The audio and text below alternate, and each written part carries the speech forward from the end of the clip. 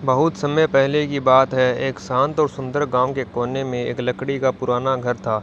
उसी घर में रहता था एक छोटा सा फुर्तीला और समझदार चूहा चिक्कू। उसका रंग हल्का भूरा था, आंखें चमकती हुई और तेज दिमाग था, इतना कि किसी भी मुश्किल को मिनटों में हल कर दे। चिक्कू का घर रसोई के नीचे एक छोटे से छेद में था। वह अकेला रहता था, लेकिन उसका जीवन बहुत मज़ेदार था। वह दिन भर अपने छोटे छोटे कारनामों में व्यस्त रहता था, कभी बिल्लियों से बचना, कभी चीज़ चुराना और कभी किचन की अलमारी की जांच करना। चीकू को एक चीज़ से सबसे ज़्यादा लगाव था, चीज़। चाहे कोई भी किस्म हो, क्रीमी, हार्ड या पिघला हुआ, चीज़ की सुगंध आते ही चीकू का दिल धड़कने लगता। उसके पास एक नक्शा था जिसे वह चीज़ का खजाना कहता था।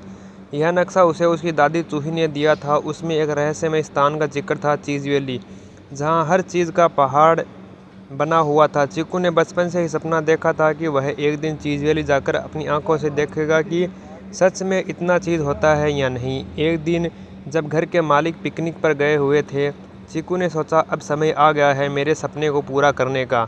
उसने अपनी छोटी सी थैली तैयार की, उसमें रखे कुछ बिस्किट, एक छोटी सी पानी की बोतल, एक कंपास और सबसे ज़रूरी चीज़ का नक्शा। वह रसोई के कोने से बाहर निकला, अलमारी के पीछे से एक पुरानी दरार से गुजरा और सीधा खुले मैदान की ओर भाग निकला। पहली बार चिक्कू अपने घर से इतनी दूर जा रहा था। उसका दिल थोड़ा डरा हुआ था, पर उत्साह ज़्यादा था। चीज़ वैली जाने का रास्ता उल्लू के जंगल से होकर जाता था। वहाँ दिन में सन्नाटा और रात में हलचल होती थी। चिक्कू जब जंगल में पहुँचा तो आसमान में अंधेरा छा रहा था। हू कौन आया? एक भारी आवाज़ गूंजी। पेड़ की एक ऊंची शाखा से एक बड़ा उल्लू नीचे उतरा। उसका नाम था बूढ़ा बम्बूम। चिक्कू डरते डरते बोला, मैं चीकू हूँ, चीज़ वैली जा रहा हूँ। बम्बूम ने अपनी आंखें सिकुड़ कर पूछा, क्या तुम्हारे पास रास्ते का नक्शा है?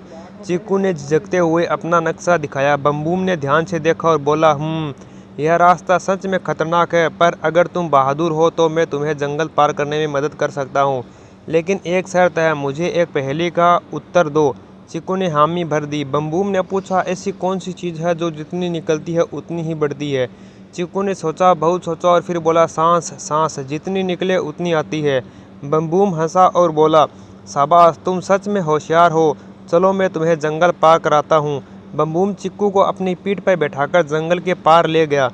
जंगल के बाद चिक्कू को एक चौड़ी नदी मिली जहाँ कोई पुल नहीं था और चिक्कू तैर नहीं सकता था। वहीं नदी में एक हंसमुख मेंढकी गा रही थी, टप टप पानी में हूँ रानी, कौन आया मेरी कहानी। चिक्कू ने धीरे से पूछा, क्या आप मुझे नदी पार करा सकती हैं? मेंढकी बोली, जरूर, पर तुम्हें मेरे साथ एक गाना गाना होगा। चिक्कू थोड़ा झिझका, लेकिन फिर वह मेंढकी के पीछे पीछे कूदने लगा और गाने लगा, बुलबुल रानी जल की महारानी, दोस्ती निभाओ चलो पार चले हम कहानी। बुलबुल ने हंसते हुए चिक्कू को अपनी पीठ पर बिठाया और नदी पार करा दी।